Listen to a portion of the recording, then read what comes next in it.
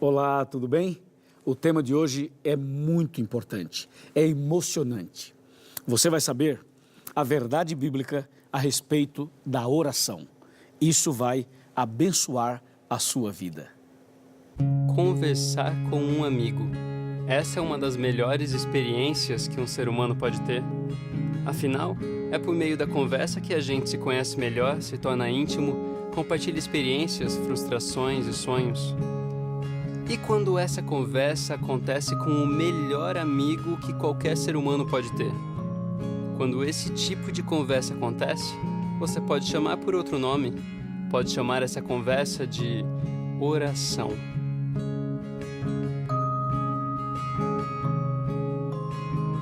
E aí, preparado? A Bíblia já está aqui? A sua Bíblia já está aí? Tem uma caneta? Tem um papel? Ótimo, excelente. Veja o primeiro texto de hoje, Lucas 11, verso 1. Diz assim: De uma feita, estava Jesus orando em certo lugar, quando terminou, um dos seus discípulos lhe pediu: Senhor, ensina-nos a orar, como também João ensinou aos seus discípulos. Que pergunta, hein? E que pedido. Você viu o pedido deles? O pedido foi muito direto, objetivo. Senhor, ensina-nos a orar. Será que essa não seria esse também o nosso pedido? Será que você sabe orar? Será que nós sabemos orar como convém? O pedido dos discípulos foi exatamente esse. Senhor, ensina-nos a orar. E é justamente isso que vamos fazer agora. Vamos aprender na palavra de Deus como orar. E você vai ver que ao aprender como orar, você vai ser uma pessoa mais abençoada e mais feliz. Então vamos à resposta? Vamos ver o que Jesus respondeu, ensinando-os a orar. Jesus ensinou a eles e, consequentemente, ensina cada um de nós em nossos dias. Primeiro, nós vamos ver como não fazer e depois como fazer, tá bom? Então vamos abrir a Bíblia agora em Mateus capítulo 6, versículos 5, 6 e 7. Eu vou ler um verso e vou explicar, e assim lerei o outro, explicarei, e assim por diante. Mateus 6, verso 5 fala: E quando orardes, não sereis como os hipócritas. Paremos aí. O que Jesus queria dizer quando diz assim: quando você for orar, não seja como os hipócritas, ou seja, não faça uma oração hipócrita. O que significa hipocrisia? Hipocrisia significa falsidade, mentira, engano. É quando a pessoa fala uma coisa e vive outra. É quando não há uma coerência entre a teoria e a prática, entre o que se fala e o que se vive. Então Jesus disse: quando você orar, não seja como os hipócritas. E o verso 5 continua. O verso 5 continua dizendo o seguinte: porque os hipócritas gostam de orar em pé nas sinagogas e nos cantos das praças, para serem vistos dos homens. Em verdade vos digo que eles já receberam a recompensa. Então Jesus está dizendo o seguinte: quando você for orar, seja verdadeiro, abra o seu coração. Você não pode, por exemplo, estar sentindo uma coisa, vivendo uma coisa e falando outra, buscando palavras bonitas, rebuscadas, eruditas, filosóficas, para tentar impressionar a Deus, agradar a Deus. Deus não quer isso, Deus quer que você seja sincero, entendeu? Você chega para Deus e fala assim: Senhor, eu quero hoje conversar contigo sobre esse assunto, esse outro assunto e esse outro. Seja sincero, abra o seu coração, não seja hipócrita ao orar, ok? Bem, vamos para o verso 6 para você entender melhor. O 6 fala assim: Tu, porém, quando orares, entra no teu quarto, fecha ou fechada a porta, orarás a teu pai, que está em secreto, e teu pai que te vê em secreto, te recompensará. Você vê que aqui Jesus começa a ensinar agora a orar. Ele fala assim: ok, para você fazer a oração correta e abrir o seu coração melhor, entra no teu quarto, no teu aposento, fecha a porta e ore a Deus. Usando a linguagem de hoje, eu diria o seguinte: entra no teu quarto, fecha a porta, desliga a televisão, desliga o celular, desliga o laptop, desliga o computador, desliga tudo. E aí fala com Deus. Deus estará ali para ouvir as suas orações. Amém? O texto bíblico vai dando dicas. Quando fala entra no teu quarto, fecha a porta e ore a Deus, significa você precisa ter um tempo a sós com Deus, um tempo de qualidade, um tempo em que você abre o coração para Deus e fala tudo que você sempre quis falar para Deus. No versículo 7 diz assim, e orando, não useis de vãs repetições. Esse texto aqui é poderoso, hein? Presta atenção. Não useis de vãs repetições, como gentios, porque presumem que pelo seu muito falar serão ouvidos. Bom, esse texto aqui coloca por terra uma série de mitos e uma série de práticas que não são bíblicas, que as pessoas usam na hora de uma oração. Ele fala, quando você for orar, não use de vãs repetições. O que seria aqui, ou o que seriam as vãs repetições? Eu vou apresentar dois detalhes como resposta. Primeiro, vã repetição é quando você decora uma oração e você faz aquela oração o tempo todo, todo dia, toda semana, todo mês, todo ano, a vida inteira. Às vezes a pessoa pega uma reza de São Benedito, de Santo Expedito, de Maria, de João, de Pedro. Você pega uma reza e aí você então decorou aquela reza e você repete aquela reza a vida inteira. Jesus está falando assim, não é assim que ora.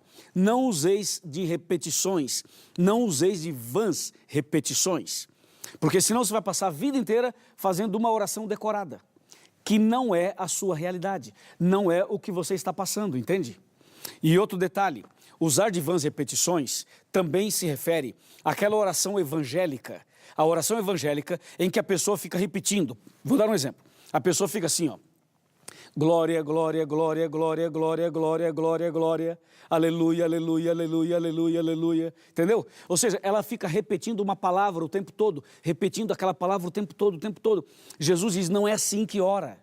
Então, as vãs repetições, elas nos abrem os olhos, esse tema abre os nossos olhos para a questão da reza. A oração não é uma reza, não é você decorar uma oração e aí ficar repetindo o tempo todo.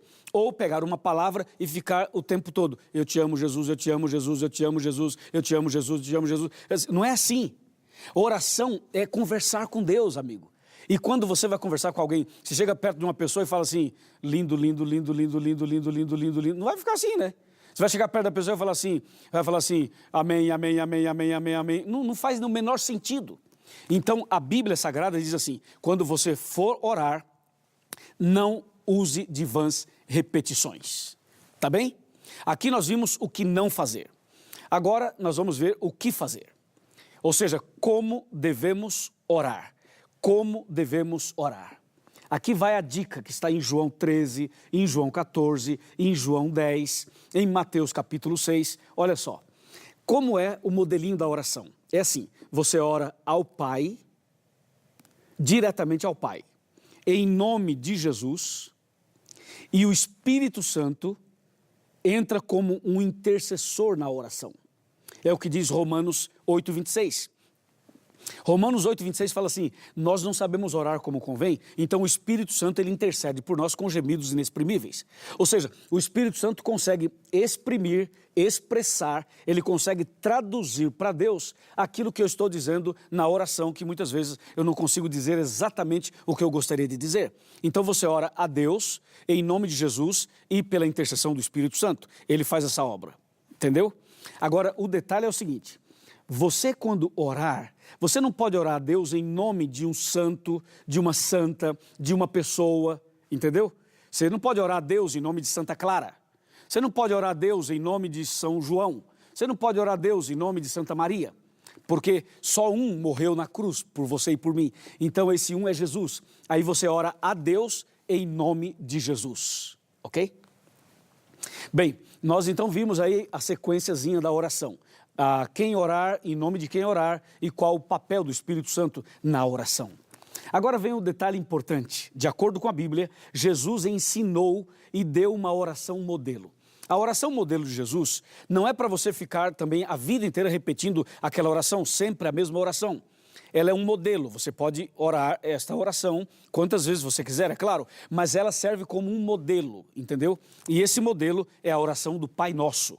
A única oração que está na Bíblia que Jesus falou assim, orem dessa maneira, é a oração do Pai Nosso. Então nós vamos agora ver Mateus capítulo 6, de 9 a 13. Eu quero ler a oração do Pai Nosso para você.